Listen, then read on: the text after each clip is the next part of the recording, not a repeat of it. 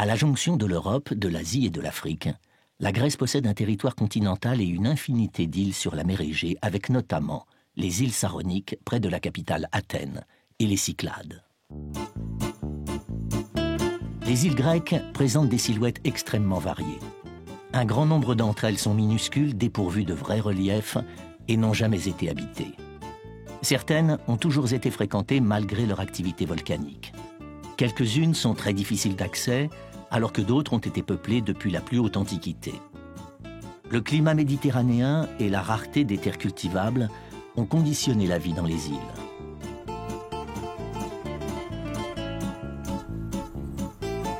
En hiver, les pluies alimentent les nappes phréatiques, mais l'eau est rare, et dans la mythologie grecque, elle était protégée par les dieux.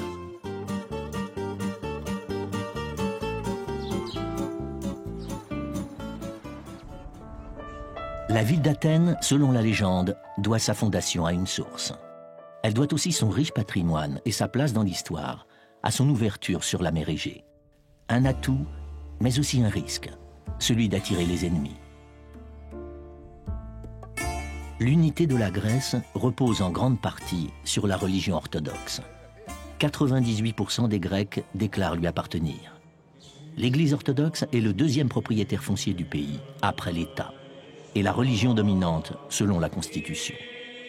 Les prêtres sont très impliqués dans la société. En Grèce, le pourcentage des moins de 15 ans est très faible. Les jeunes sont l'avenir d'une population qui vieillit. Les populations méditerranéennes vivent plus longtemps qu'ailleurs en Europe. Un art de vivre sans doute que l'on ressent davantage dans les îles que dans les grandes villes.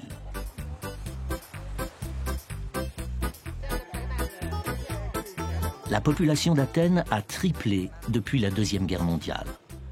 Dans cette ville trépidante vivent 40% des Grecs, en raison notamment d'un fort exode rural. Entre la capitale et les îles, le mode de vie traditionnel assure la cohésion. L'habitat grec a marqué l'histoire de l'architecture. Avec ses blocs compacts et ses volumes cubiques, il a influencé les architectes contemporains comme Le Corbusier. Les murs blancs réfléchissent la lumière et les petites ouvertures ne laissent pas entrer la chaleur. Le schéma géométrique des cités a inspiré les urbanistes jusqu'en Amérique.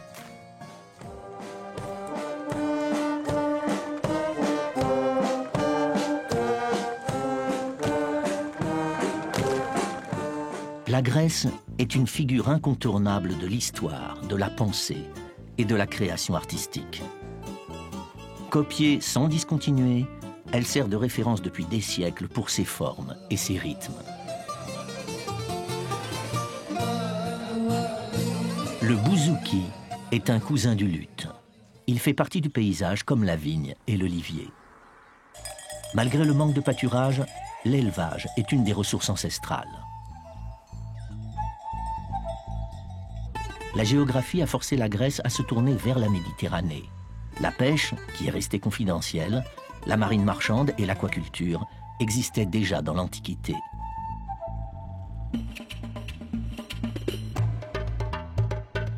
L'activité industrielle a fortement accru la dépendance énergétique du pays.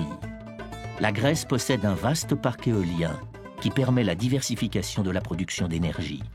Et 300 jours de soleil par an assurent l'avenir de l'énergie solaire. Qu'il puise ses matériaux dans la mer ou dans le sous-sol, l'artisanat représente depuis l'Antiquité une part importante de l'activité économique. Les Grecs ont déployé beaucoup d'efforts pour rendre l'ensemble du pays accessible par la route. Et quand la route s'arrête, le bateau prend généralement le relais. En comptant ces milliers d'îles, la Grèce déroule environ 15 000 km de côte. Le bateau est un moyen de transport incontournable. C'est l'un des moteurs de l'industrie touristique. Après la marine marchande, le tourisme représente le deuxième secteur économique du pays. Le soleil assuré, un mode de vie séducteur, l'exotisme proche sont autant d'invitations à la découverte.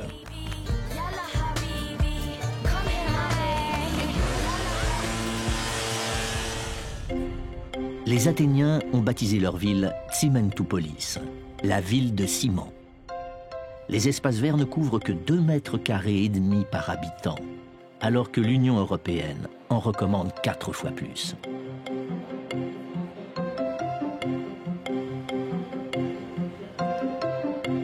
Dans les rues piétonnes, les Grecs se croisent et se rencontrent.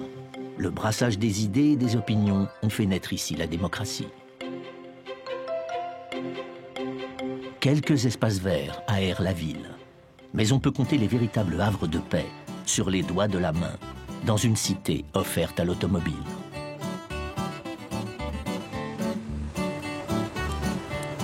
Les voitures circulent sur des artères généralement à sens unique. Pour fluidifier le trafic, on a imposé la circulation alternée sur la base de l'immatriculation. Résultat, les Athéniens possèdent souvent plusieurs voitures pour contourner la règle. La circulation alternée fait l'affaire des taxis et des deux roues. Mais un effort très important a été réalisé pour développer les transports en commun à l'occasion des Jeux Olympiques de 2004. Des sites dédiés ont été attribués, notamment au tramway.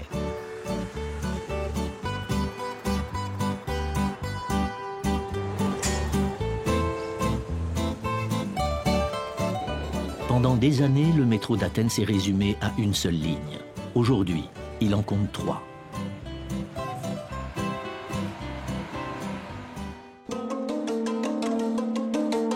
Le son du tympanon, un instrument grec traditionnel, résonne encore dans certains quartiers.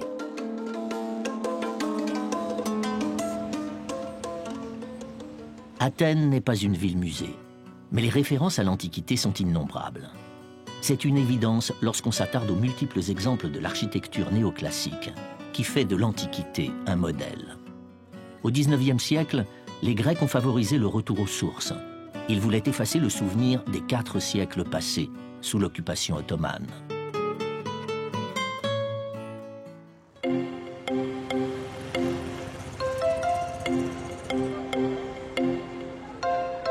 Sur la place Syntagma, devant le Parlement grec, les Evzones montent la garde.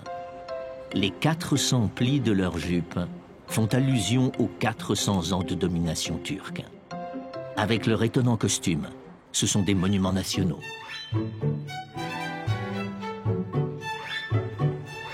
Un soldat veille à leur apparence, car ils n'ont pas le droit de bouger.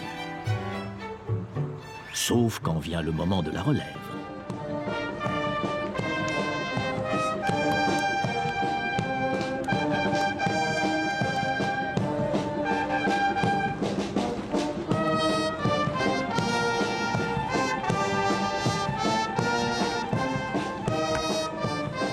Le pompon, à l'extrémité de la chaussure, servait à dissimuler une lame pour les combats au corps à corps.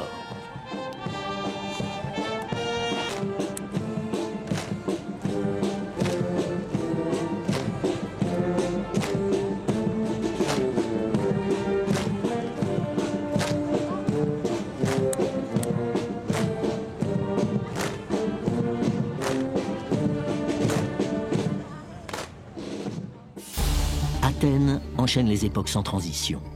Sorti en droite ligne de l'Antiquité, le stade panathénaïque est entièrement revêtu de marbre. Il rappelle que les Grecs ont inventé les Jeux Olympiques. Un nouveau stade a été construit.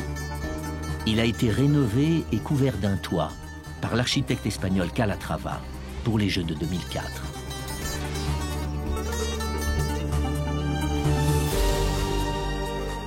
Huit collines émergent au-dessus d'Athènes. En été, la colline du Lycabette est une oasis de fraîcheur. Au sommet, l'église Saint-Georges est un lieu prisé pour les baptêmes.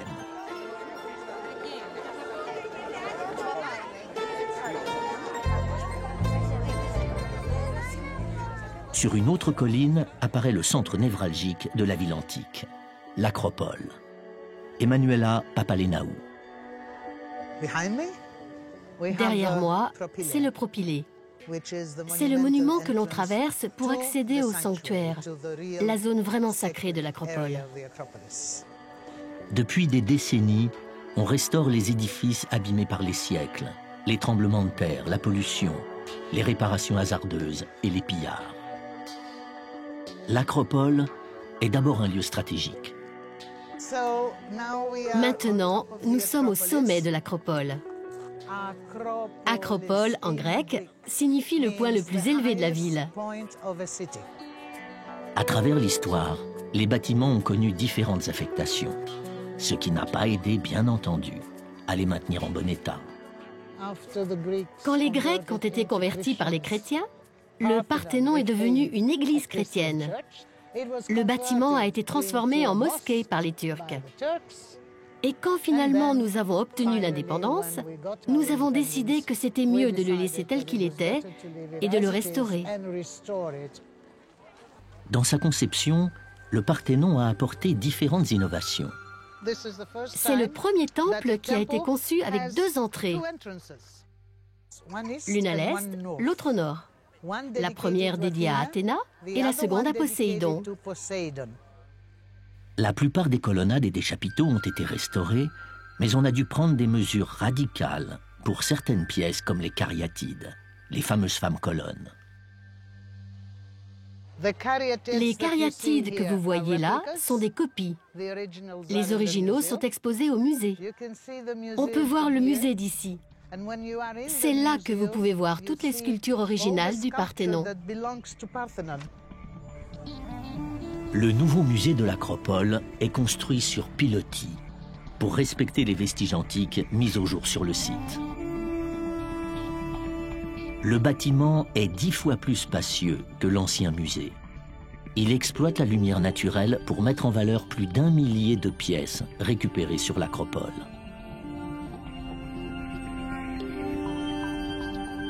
On y retrouve les cariatides originales. Certaines font toujours l'objet de soins intensifs. Les sculptures provenant du Parthénon sont celles qui subsistent, car la majorité ont été enlevées et se trouvent aujourd'hui bien loin de l'Acropole. Au pied de la colline, dans la ville basse, s'étend l'Agora, un vaste espace occupé par différents édifices. Sur l'Agora se réunissait l'Assemblée des citoyens athéniens, la base même de la démocratie grecque.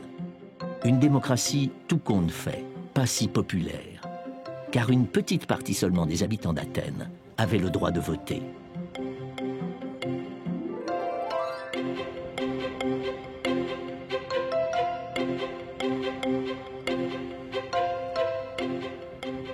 Toujours au pied de l'Acropole, se blottit le vieux quartier de Plaka, une accumulation hétéroclite d'époques proches ou lointaines, de styles composites, de lieux de culte et de modes de vie.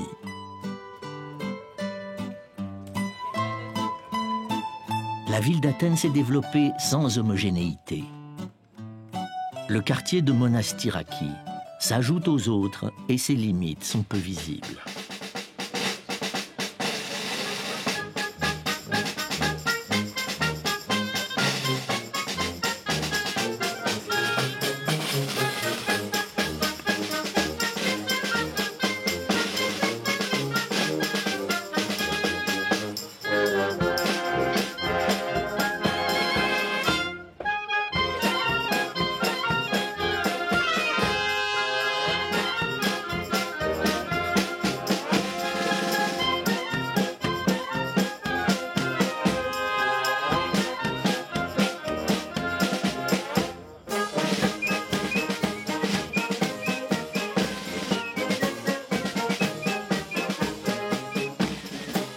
les marchés sont souvent le reflet de la vie quotidienne. Pendant l'Antiquité, la viande était un mets rare, réservé aux fêtes religieuses. Et dans les boutiques fréquentées par les touristes, les époques se succèdent sans transition.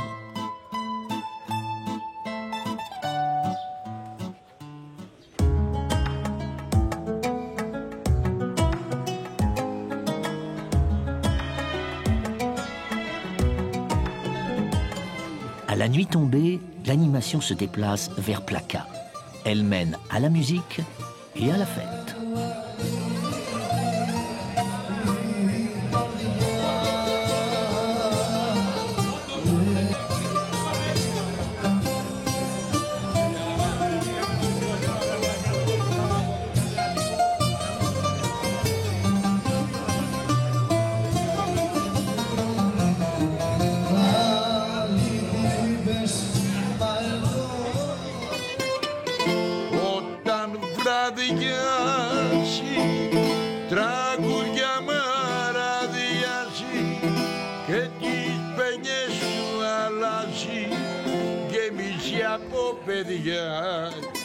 Dans le quartier branché de Gazi, une ancienne usine à gaz fait monter la pression de la nuit.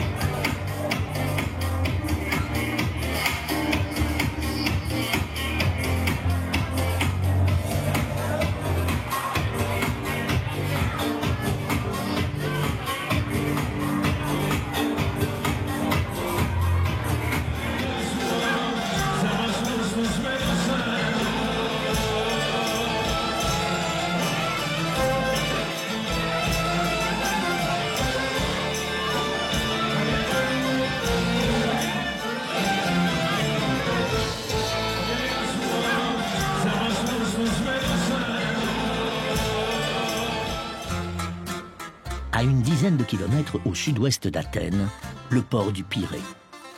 Pendant l'Antiquité, la route qui menait à la capitale était protégée par de longs murs. C'est dire l'importance stratégique de l'endroit. La puissance maritime d'Athènes n'aurait en effet jamais été aussi forte sans le port du Pirée. Jadis, le Pirée était une île. Aujourd'hui, c'est un des plus grands ports du monde pour le nombre de passagers transportés. Le point de départ principal, en direction des îles.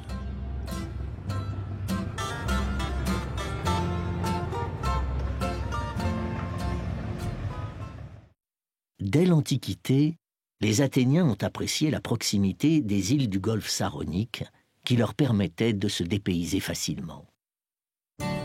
En revanche, les Athéniens n'ont absolument pas supporté l'insolente richesse accumulée par l'île d'Égine.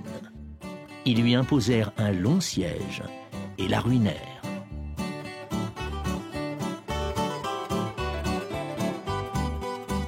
L'approche de l'île avait la réputation d'être dangereuse en raison des récifs.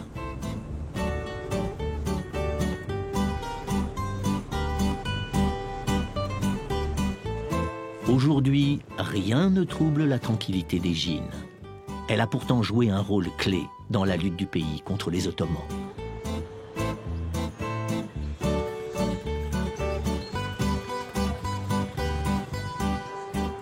Égine a même été la première capitale de la Grèce libre.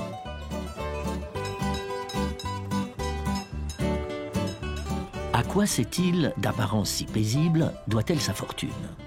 À la position centrale qu'elle occupe dans l'archipel saronique. L'île est devenue un relais inévitable. Sa prospérité était telle qu'elle créa une des premières monnaies de l'histoire. On l'appelait obol, d'où l'expression « apporter son obol ». Mais la prospérité fait partie d'un passé bien révolu. Il n'y a pas beaucoup de poissons ici, juste des dauphins et des phoques. Dans les îles grecques, la mer peut fournir les revenus que la terre ne donne pas. Mais c'est dans les terres que l'on trouve la sécurité. Les Byzantins, les Arabes, les Vénitiens et les Ottomans ont tous mené des expéditions hostiles à travers les îles, et l'île d'Égine n'y a pas échappé. Pour se protéger, il fallait se réfugier à l'intérieur des terres. Au sommet d'une colline, un temple est dédié à la séduisante déesse Aphaïa.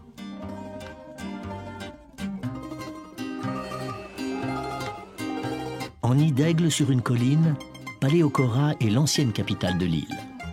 Elle regroupe une trentaine de petites églises, mais la cité byzantine a possédé plus de 500 édifices religieux. Un évident signe extérieur de richesse.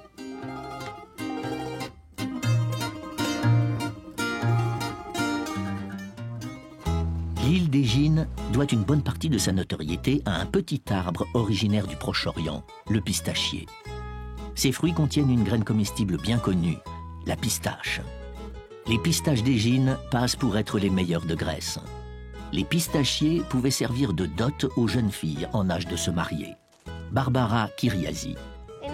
Il n'y a qu'une seule qualité, mais on sépare celles qu'on laisse telles qu'elles ont été cueillies sur l'arbre de celles qu'on fait griller.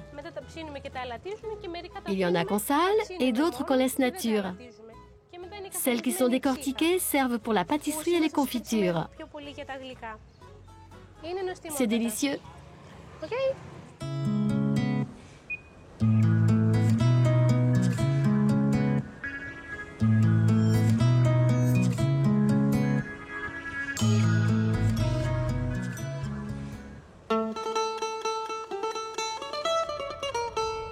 Pendant l'Antiquité, on pouvait franchir à pied les quelques centaines de mètres qui séparent le continent et l'île de Poros. Les trois chenals expliquent le nom de l'île. Poros en grec signifie passage. L'appellation n'est pas rare dans les îles où l'on recense plusieurs Poros.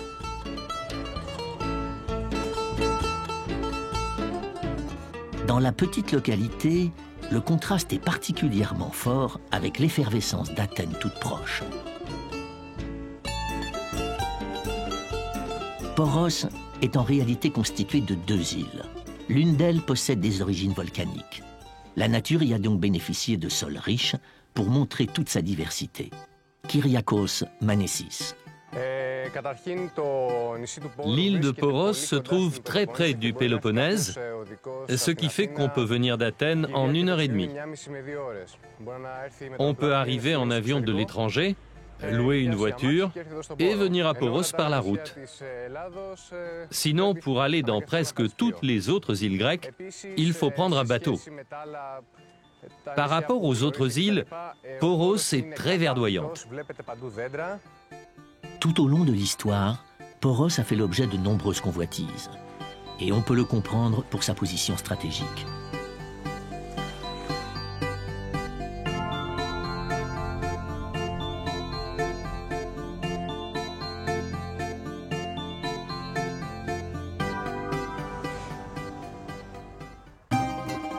Un grand nombre d'îles grecques sont formées de calcaire, une roche fragile profondément entamée par les vagues. Les côtes, très découpées, se prêtent à de multiples mouillages.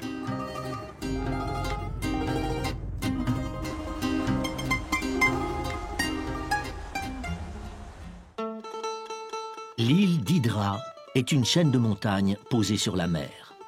La côte rocheuse et inhospitalière jette ses falaises dans les flots. Elle laisse aux navigateurs très peu d'endroits pour accoster, sauf dans la localité principale. L'île fut néanmoins au XIXe siècle une véritable puissance maritime.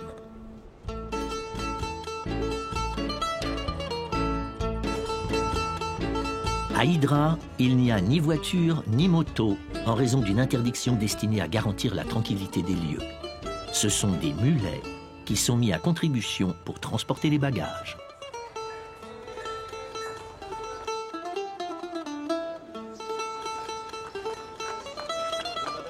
Les pentes sont raides pour atteindre le sommet de l'île à 600 mètres d'altitude.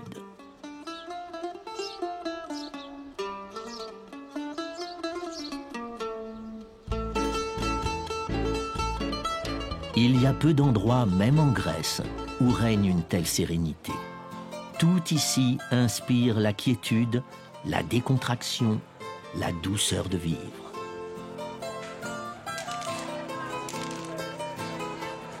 Pas étonnant que les artistes aient trouvé à Hydra un environnement qui les inspire.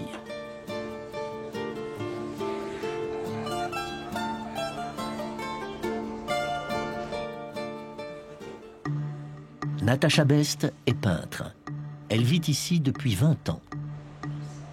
L'île a toujours exercé sur elle la même fascination. Pour un peintre, je crois que c'est un des endroits, un de ces endroits miraculés où on trouve l'inspiration à chaque pas à cause de la lumière, à cause du fait que l'endroit n'est quasiment pas changé depuis le XVIIIe siècle, qu'on n'a pas de voiture, qu'on n'a pas de scooter, qu'on n'a pas de bruit. Il y a un rythme de vie différent, il y a un côté village, un côté... Bon, puis la beauté de l'architecture qui est tout à fait spécifique parce que la plupart des autres îles grecques n'ont pas du tout cette architecture-là. Les gens qui sont venus s'installer à Hydra au XIVe siècle étaient en fait pour la plupart des émigrés albanais qui s'étaient réfugiés après la conquête turque sur le Péloponnèse. C'était des gens qui étaient très primitifs et qui sont devenus très rapidement des pirates et qui ont fait fortune de cette manière, qui se sont enrichis énormément, qui de pirates sont devenus marchands. En s'enrichissant, ils ont commencé à vouloir construire des maisons, des dignes de palais pour représenter un peu la richesse qu'ils avaient acquise. Les Archontica, les belles demeures anciennes, ont été construites pour de riches familles d'armateurs. Plusieurs membres de la famille qui vécut ici exercèrent en Grèce de hautes responsabilités politiques.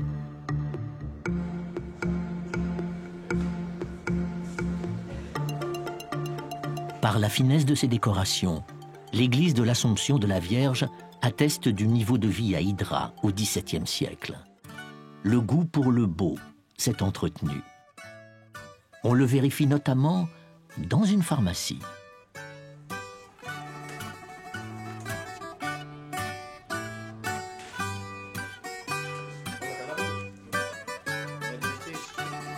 Pour que sa boulangerie tourne et pour fabriquer son pain, le boulanger a besoin d'ingrédients introuvables sur l'île.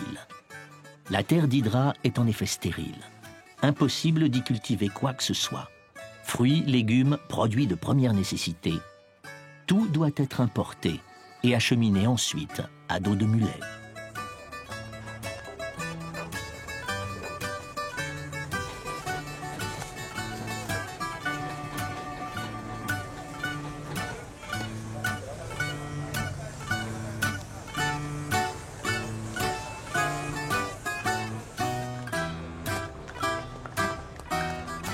Le nom Hydra vient du mot hydor en grec ancien, qui a donné hydro et qui désigne l'eau. Or, l'île en est complètement dépourvue. Elle doit l'importer par bateau et la stocker dans des citernes. Les paysages de l'île frappent par leur aridité. La mince couche de terre cultivable a la plupart du temps été emportée le long des pentes. Quelques espèces végétales ont malgré tout réussi à s'accrocher, comme les agaves. Pour découvrir Hydra, il faut marcher. On peut aussi se déplacer le long des côtes en bateau-taxi.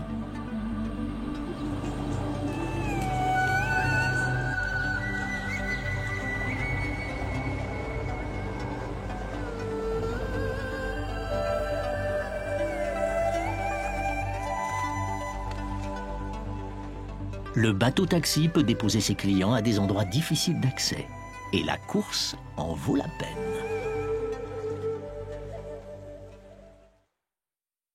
Certaines îles grecques sont très vastes. L'Eubée est la deuxième en surface après la Crète. Sur 175 km, elle s'étire le long du continent dont elle est séparée par un détroit. On peut choisir le bateau pour rejoindre Eubée, mais il existe aussi 2 ponts à la hauteur de la localité principale de l'île, Chalcis.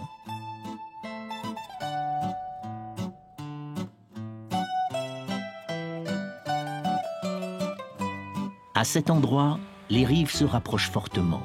Un puissant courant se forme et bizarrement change régulièrement de direction. Un curieux phénomène qui s'explique par la différence du niveau de la mer entre le nord et le sud du détroit. D'après une légende, le célèbre philosophe Aristote s'y serait noyé, désespéré de ne pas avoir élucidé l'énigme.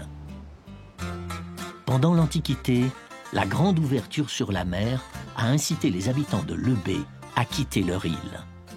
D'ici sont partis les premiers fondateurs de colonies grecques dans le bassin méditerranéen.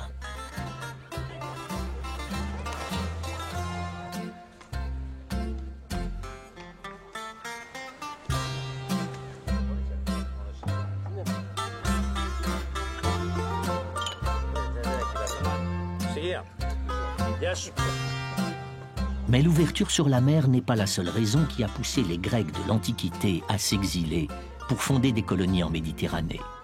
Le manque de ressources locales en est une autre. Lebé est une île très montagneuse. Des régions entières sont inaccessibles à l'agriculture et à l'exploitation du sol.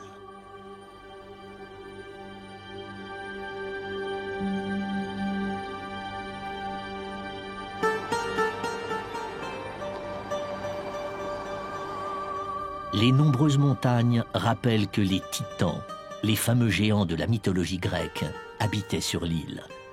Ils se défendaient à coups de rochers. À plus de 1700 mètres se hisse le point culminant de l'île. Le climat est doux en Eubée. De plus, les collines sont couvertes de fleurs au printemps. Deux conditions favorables aux abeilles.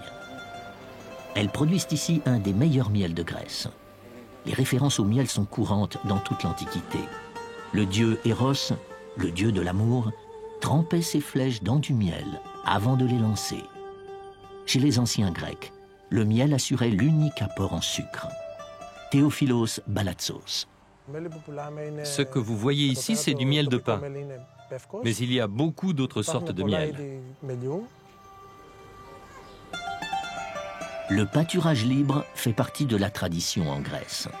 Les animaux peuvent circuler sans contrainte à la recherche de nourriture. Les troupeaux se résument souvent à quelques têtes, destinées aux besoins des familles.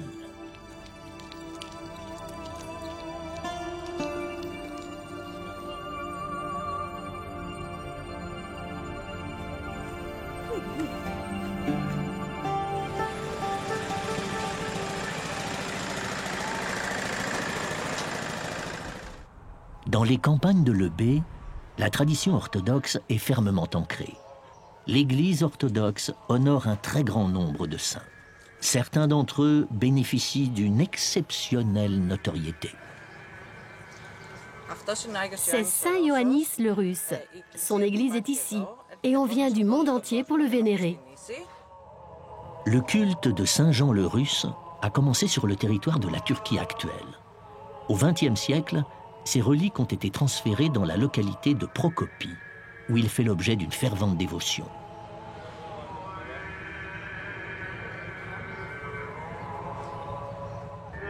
Une église a été élevée en son honneur. Le jour de la Pentecôte est un point fort du calendrier liturgique.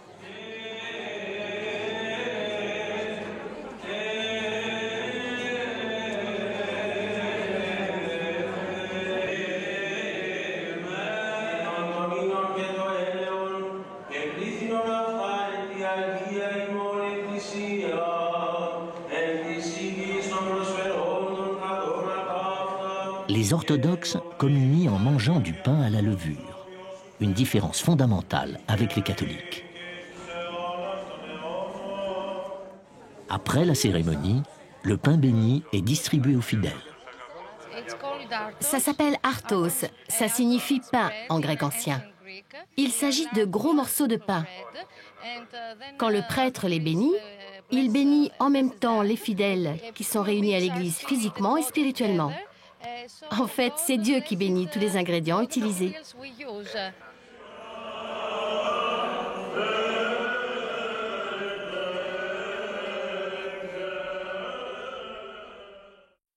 Au sud-est d'Athènes se profilent les Cyclades, un groupe d'îles ainsi baptisées parce qu'elles dessinent un cercle au beau milieu de la mer Égée.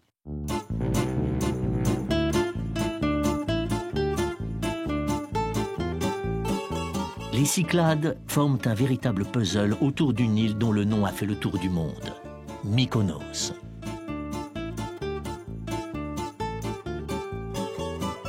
Les moulins du XVIe siècle sont arrêtés depuis longtemps, mais l'île exerce toujours le même attrait.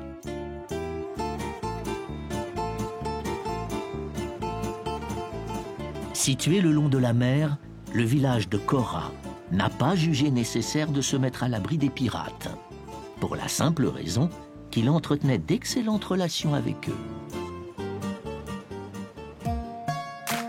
La mer a longtemps été la seule ressource sur une terre ingrate. Il faudra attendre le XVIIIe siècle pour que Mykonos découvre la prospérité en mettant d'autres atouts en valeur.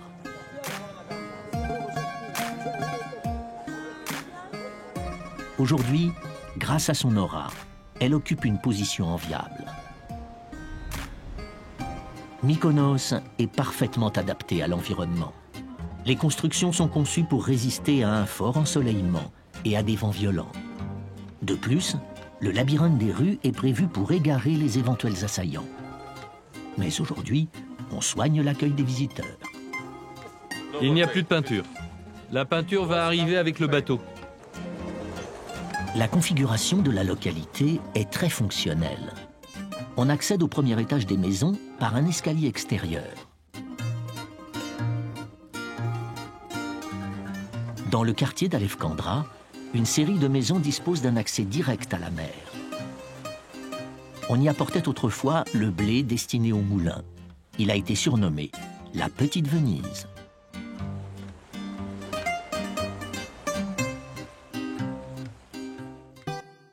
Vers l'intérieur des terres, on comprend que l'île est restée quasiment déserte jusqu'au XVIe siècle. Le climat est très sec. Il n'y a pas de cours d'eau permanent et le relief est trop peu élevé pour provoquer de fortes pluies. Après le printemps, la terre est vite brûlée. Des puits donnent accès aux nappes phréatiques et assurent l'approvisionnement en eau. Le monastère de Paniaga Turliani a été fondé au XVIe siècle à proximité d'une source. Après avoir été pillé et détruit, il a été reconstruit 2 siècles plus tard. Il est vrai que l'établissement monastique, avec son élégant clocher en marbre ciselé, devait attiser les jalousies. Bien à l'abri du vent, les plages du Sud jouissent d'une réputation internationale.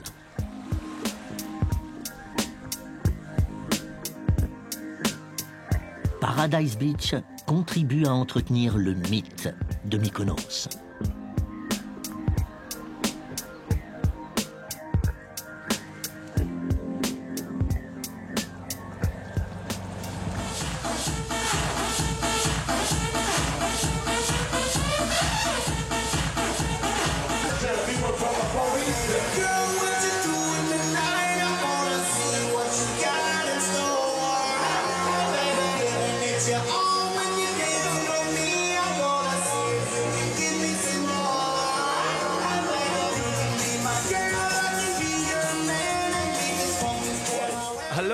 Salut, je suis Sasa, le roi de Mykonos.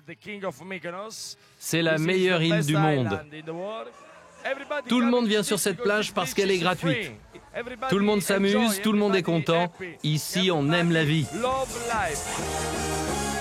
À Mykonos, le spectacle est permanent, quelle que soit l'heure. L'essentiel est de se trouver au bon moment, au bon endroit.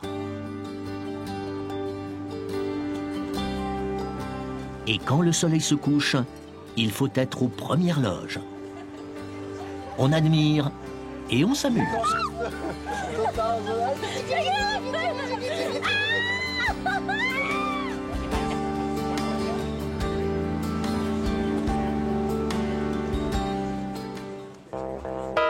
À la nuit tombée, la chaleur se dissipe.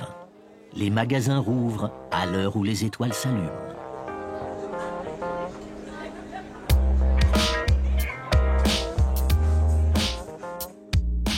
C'est le moment de choisir une œuvre d'art.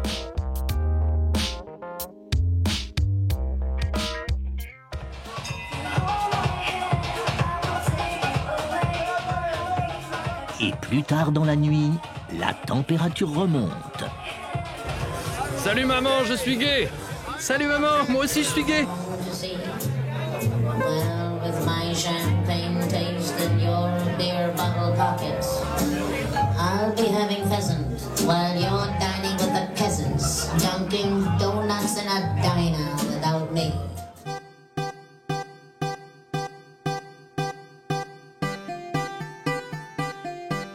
En mettant le cap vers le sud de la mer Égée, on croise l'île d'Ios. Une île suffisamment éloignée pour que les Romains de l'Antiquité en fassent un lieu d'exil réservé aux condamnés. Avec un port bien abrité du vent, Kora est le chef-lieu de l'île.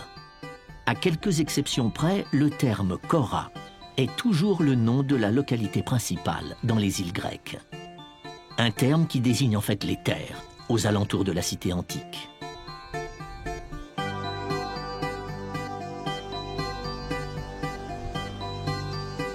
Les parcelles en terrasse permettent de cultiver une terre en forte pente.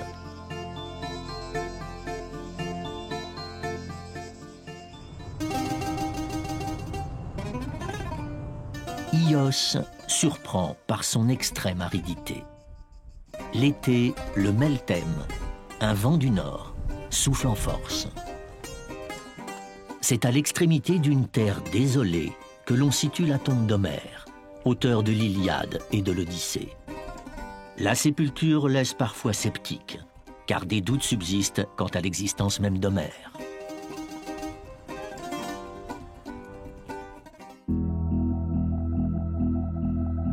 À l'extrême sud des Cyclades apparaît l'impressionnante île volcanique de Santorin. Les parties émergées sont les vestiges d'un volcan effondré il y a plus de 3500 ans, après une énorme éruption. Même si la dernière éruption remonte à 1950, l'activité volcanique est réelle et mesurée en permanence. En effet, à 4 km de profondeur, se trouve la chambre magmatique du volcan, une réserve de lave encore bien remplie.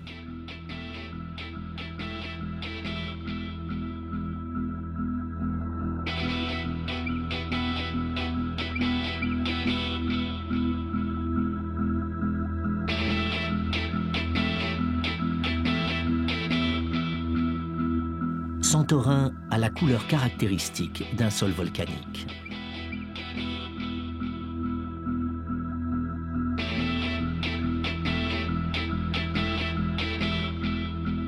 Fira, le chef-lieu de l'île, s'étire en longueur au bord de la caldeira. Une position spectaculaire qui défie les lois de l'équilibre à 300 mètres au-dessus du niveau de la mer.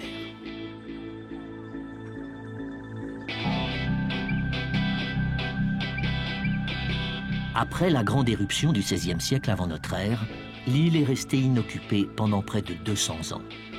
Aujourd'hui, sur un espace limité, le moindre mètre carré est utilisé.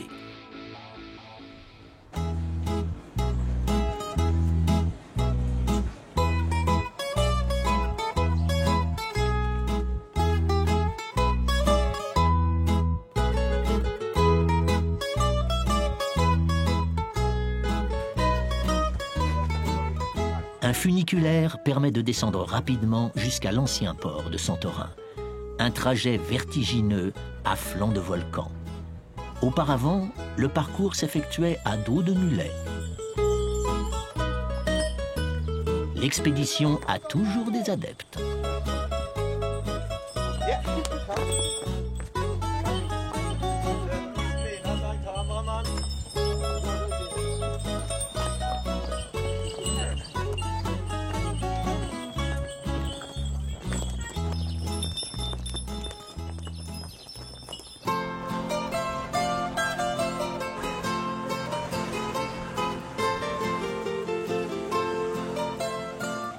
Un bateau mène à l'îlot Nea Kameni, au centre de la caldeira. 2 îlots flottent à la surface de la caldeira. Ils sont beaucoup plus récents que l'île proprement dite avec des matières volcaniques nettement moins décomposées. L'activité du volcan est surveillée de très près, afin de ne pas compromettre la sécurité des visiteurs. Les risques d'éruption sont bien pris en compte. D'ici, nous pouvons voir l'île, juste là. Jusqu'à présent, ça n'est pas dangereux. Je parle avec des géologues chaque semaine et ils me disent si nous sommes en sécurité. Mais si quelque chose arrive, ils m'ont dit qu'on a 8 heures pour quitter l'île. Un peu partout, les fumerolles rappellent que le volcan est bien actif. Oui, je sais que ça peut exploser, mais j'espère qu'on aura assez de temps pour partir d'ici avec le bateau. En attendant, on profite de la température de l'eau, chauffée par des sources souterraines.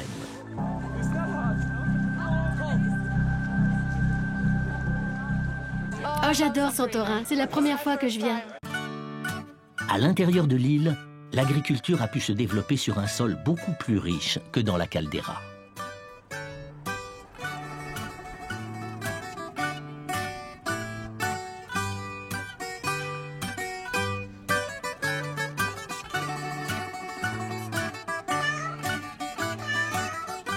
Les productions locales sont exposées au village. C'est de la liqueur faite avec du raisin rouge. Et ça, c'est du nectar, fait aussi avec du raisin rouge. Il est sec. Et ça, c'est de l'eau de vie. Le jour, la chaleur est forte. La nuit, l'humidité monte de la mer. Heureusement, le Meltem atténue les extrêmes. Et il règne sur l'île un microclimat favorable au raisin.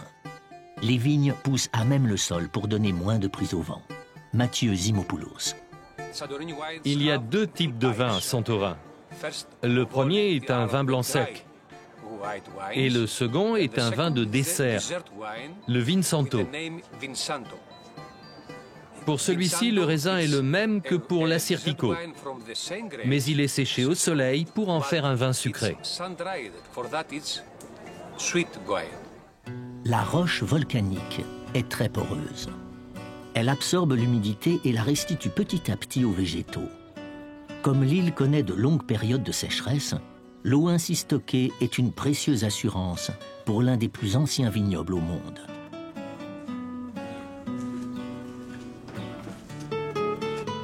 Le patrimoine de Santorin est profondément marqué par l'univers des vignerons. Si on a fait des caves, c'est pour avoir une température égale toute l'année pour conserver le vin. Des caves comme celle-là, il n'en reste plus beaucoup. Mais la mienne, je l'ai gardée pour réunir mes amis. À votre santé. La vigne était cultivée ici bien avant le cataclysme, comme cela a été vérifié sur le site d'Akrotiri. Akrotiri, les ruines d'une cité florissante découverte en 1967. Les localités des Cyclades actuelles reproduisent le même plan d'ensemble. La ville a été détruite par les tremblements de terre qui ont précédé l'explosion du volcan. Comme à Pompéi, elle a été ensevelie sous une épaisse couche de cendres volcaniques. Mais les habitants ont eu le temps de s'enfuir. Le site, protégé par les cendres pendant 3500 ans, jouit aujourd'hui d'une nouvelle protection.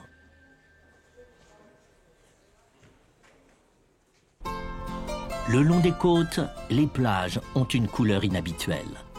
Le sable n'est pas du sable, mais de la roche volcanique pulvérisée.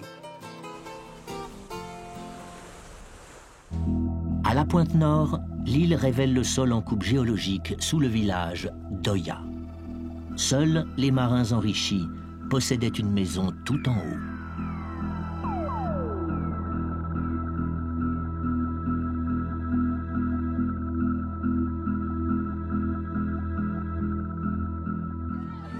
Un endroit exceptionnel pour des moments exceptionnels.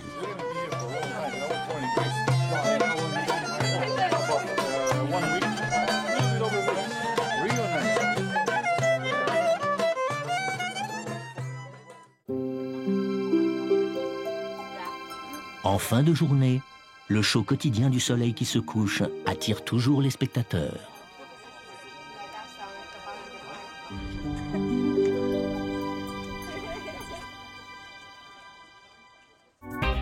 Le soleil s'est évanoui Mais Santorin reste encore longtemps éveillé. La nuit se prépare dans la fraîcheur de l'air enfin revenu. On peut passer à un autre rythme.